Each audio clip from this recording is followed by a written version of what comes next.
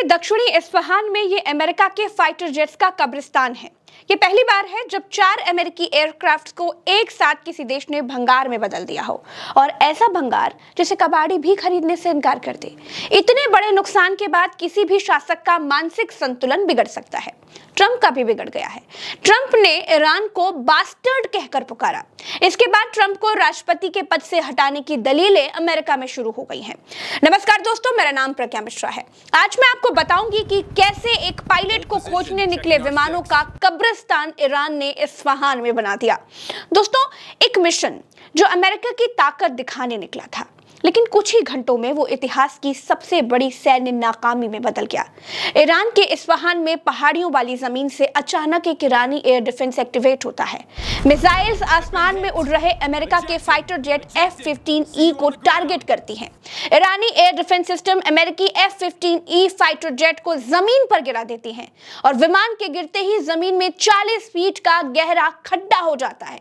Fighter jets के दोनों pilot eject कर जाते हैं। एक पायलट को अमेरिका बचा ले जाता है और जो दूसरा को पायलट होता है वो लापता हो जाता है। यहां से शुरू होती है अमेरिकी जहाजों के कब्रिस्तान की कहानी।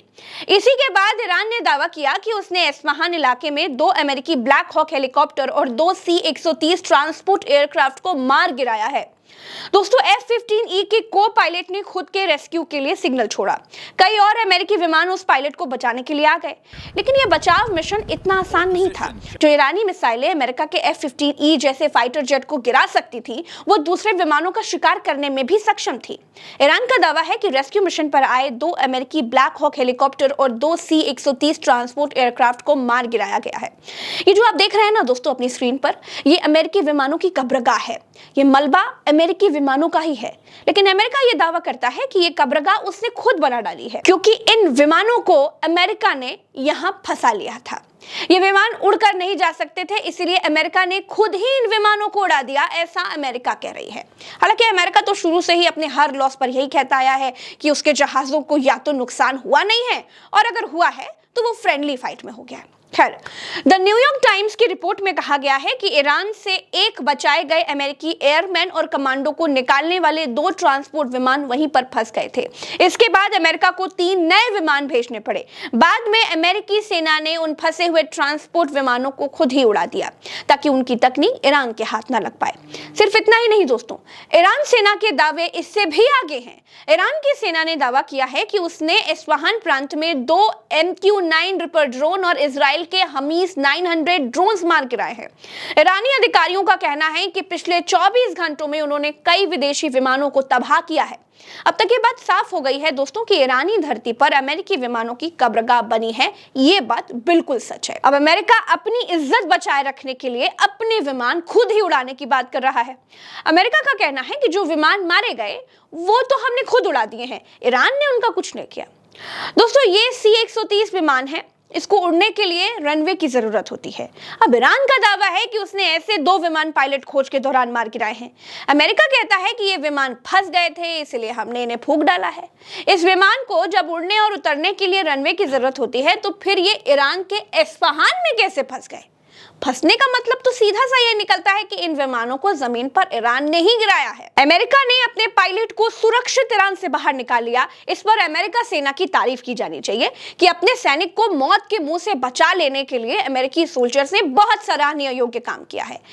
इस रेस्क्यू मिशन के बाद ट्रंप ने लिखा कि, इंग्लिश में था, मैं आपको हिंदी तर्जुमा बता रही हूँ, हमने ईरान के घने पहाड़ों से गंभीर रूप से घायल और बेहतर बहादुर F-15 चालक दल के सदस्य को बचा लिया है।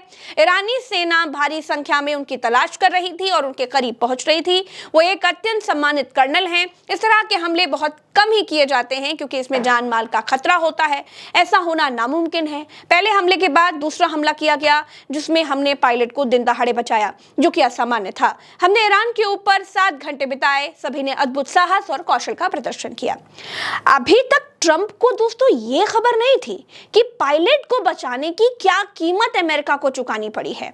लेकिन जब ट्रंप को मालूम पड़ा कि अमेरिकी पायलट को बचाने में 4 एयरक्राफ्ट तबाह हो गए हैं, तो ट्रंप की भाषा बदल गई।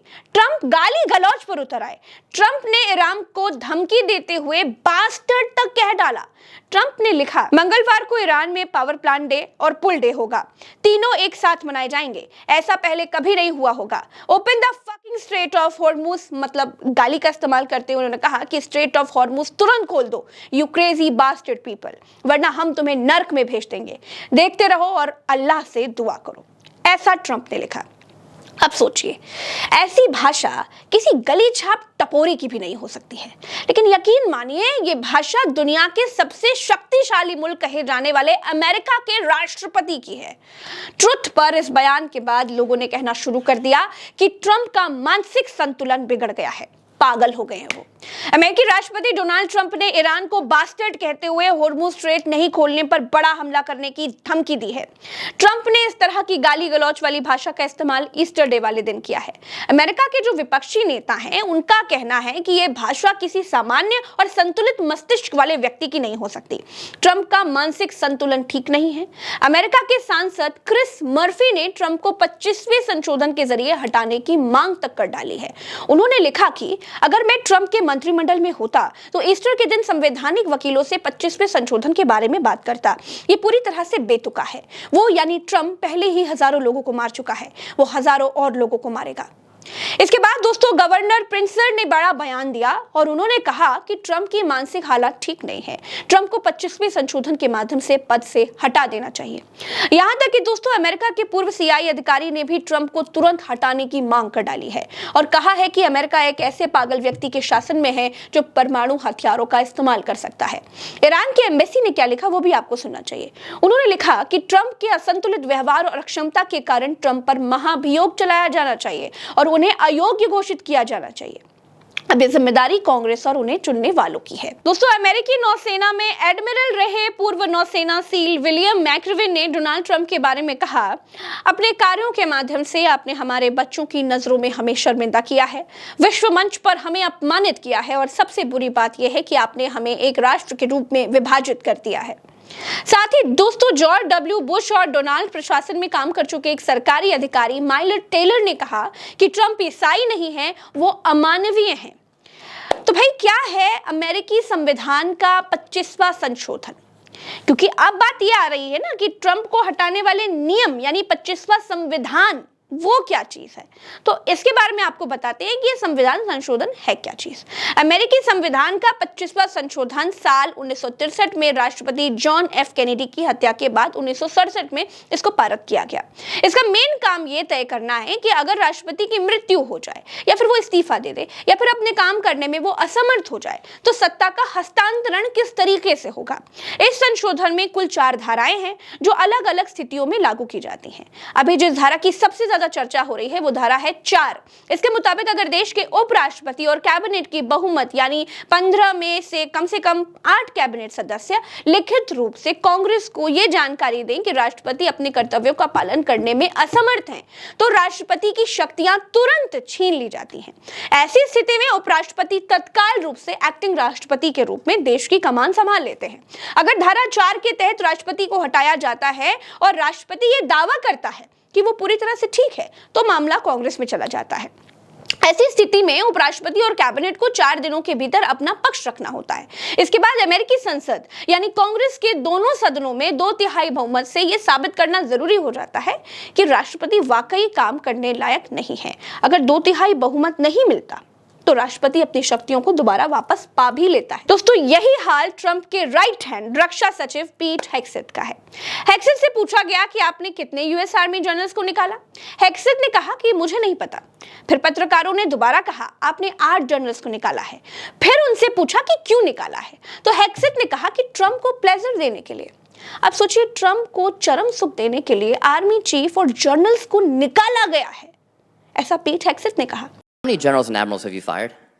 I don't know the exact number, but You don't know the number. It's 8. Can you explain why any of them were fired? Like, just explain why was the Army JAG fired? Why did you fire him?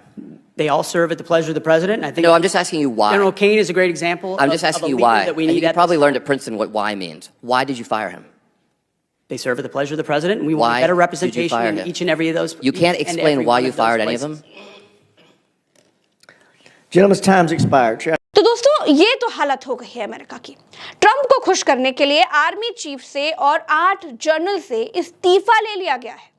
दोस्तों, Trump 2 दिन पहले कह रहे थे कि वो होर्मुज खुलवाए बिना ही चले जाएंगे, नेटो देश अपना अपना देख ले। अब फिर से ट्रंप होर्मुज खुलवाने की धमकियां दे रहे हैं। ट्रंप ने 2 दिन पहले ईरानी पुल को उड़ाने का वीडियो डाला था। अमेरिका और इजराइल ईरान के भीतर स्कूलों और यूनिवर्सिटीज को टारगेट कर रहे हैं। ये दिखाता है कि ट्रंप के कार्यकाल में अमेरिकी सेना का मानसिक स्तर क्या हो चुका है। सुपर पावर मुल्क अमेरिका इतना लड़खड़ा चुका है कि एक युद्ध तक ठीक से लड़ नहीं पा रहा है, ना ही जुबान से, ना ही गोला बारूद से और ना ही विमान से। मेरे साथ इस खबर में इतना ही। इस पर आपकी क्या राय है, कमेंट में बताइएगा। चैनल को अगर आपने अभी तक सब्सक्राइब नहीं किया है और वीडियो में अभी तक आप बने हुए हैं तो चैनल को सब्सक्राइब कीजिए। वीडियो पर अपनी राय बताइए, वीडियो को लाइक भी कर सकते हैं। हमें इजाजत दीजिए, चलते हैं। राम राम, दुआ सलाम, जय हिंद।